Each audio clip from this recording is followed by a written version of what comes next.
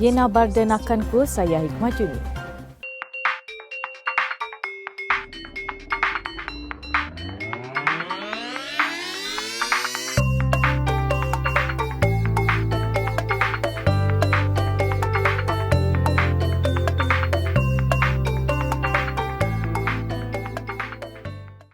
Penambahan kes positif baru COVID-19 di Kota Kinabalu semalam menjadikan daerah ini diisytiharkan sebagai zon merah dengan 128 kes aktif.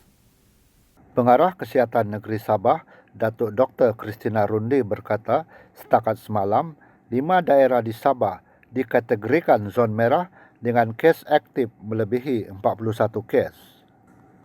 Selain Kota Kinabalu dan Semporna, Tawau turut mencatatkan kes aktif yang tinggi, iaitu 365 kes, Kunak 134 kes dan Ladatu 98. Penambahan 155 kes baru di Sabah semalam menjadikan bilangan kumulatif kes COVID-19 di Sabah mencecah 2,263 kes dengan 1,132 kes aktif.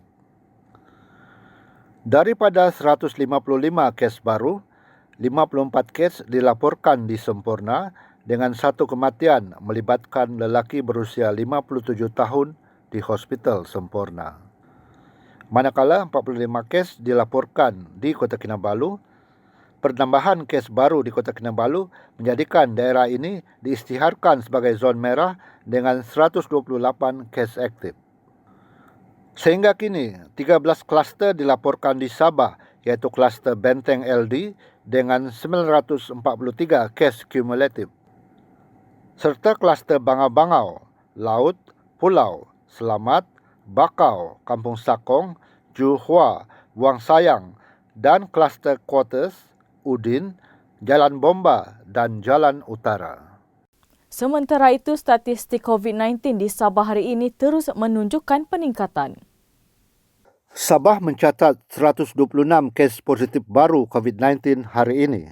4 kes adalah daripada kluster baru, iaitu kluster Kausing, membabitkan 2 rakyat tempatan dan 2 warga asing.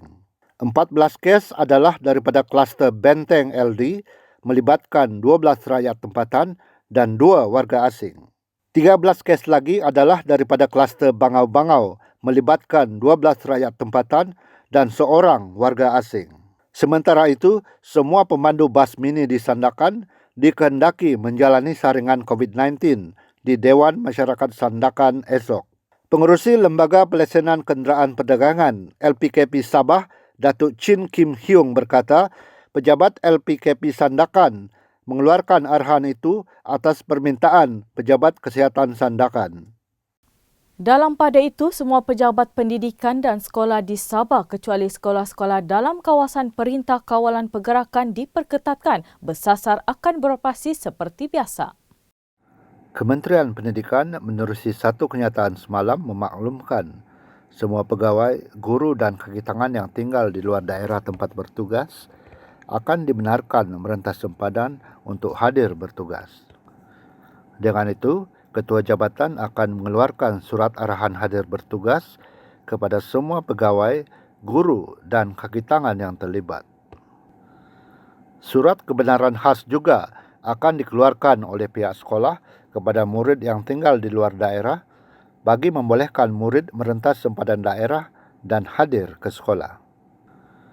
Surat kebenaran khas itu diperlukan selaras dengan pelaksanaan Perintah Kawalan Rentas Daerah seluruh Sabah berkuat kuasa pada 3 Oktober sehingga 16 Oktober ini. Perintah itu bagi mengekang penularan wabak COVID-19 yang meningkat di Sabah. Di Tawau, Ladatu, Kunak dan Semporna yang tertakluk kepada arahan PKPDB secara pentadbiran sehingga 12 Oktober ini, sebanyak 209 sekolah kerajaan dan swasta telah ditutup. Ini pula tragedi di Sungai Kilo.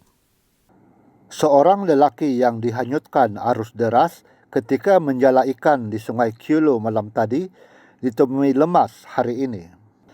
Mayat Benjamin Yunus, 47, ditemui penduduk di celah timbunan Batang Bulu di tepi sungai berhampiran sebuah sekolah menengah kira-kira 1 kilometer dari lokasi mangsa dipercayai hilang.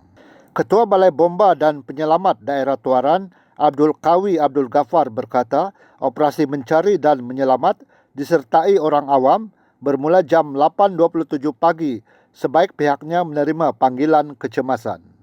Katanya pada jam 8.46 pagi tadi, pasukan penyelamat menerima maklumat mangsa sudah ditemui orang awam dan operasi ditamatkan. Mangsa yang menetap di kampung Poturidong, Kiulu, kemudiannya diserahkan kepada pihak polis untuk tindakan lanjut. Menurutnya, ahli keluarga mangsa memaklumkan lelaki itu tidak kembali ke rumah selepas keluar menangkap ikan pada jam 9 malam. Ketua Polis Daerah Tuaran, Deputi Superintenden Muhammad Harmizi Halim mengesahkan kejadian. Mayat mangsa dihantar ke Hospital Tuaran untuk bedah siasat, manakala kes masih dalam siasatan. Terima kasih Iko, semoga setemu lagi palap-palap kamu.